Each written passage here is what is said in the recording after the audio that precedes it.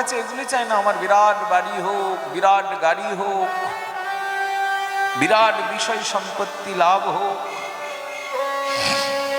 আমরা অনেক সময় বলি না, ঠাকুর অনেক কৃপা করেছেন, এবার তো বাড়িটা দোতলা হয়ে গেল মহারাজ, এবার একটা বৈষ্ণব সেবার আয়োজন হবে।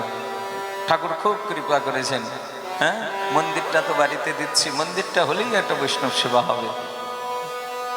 ও ঠাকুর তো দয়া করেছেন, এবার তো কেবল পিলার দেওয়া হয়ে গেছে, ঘরটা কমপ্লিট হয়ে গেলেই ঠাকুরের ইচ্ছায় একটা ভাগবত কথার আয়োজন হবে।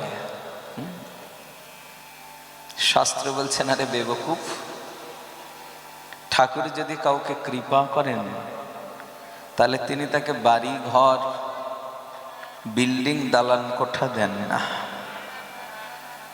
ঠাকুর যাকে কৃপা করেন তিনি তাকে টেনে নিয়ে গিয়ে তার বৃন্দাবন না হয় নবদ্বীপের গাছতলায় বসিয়ে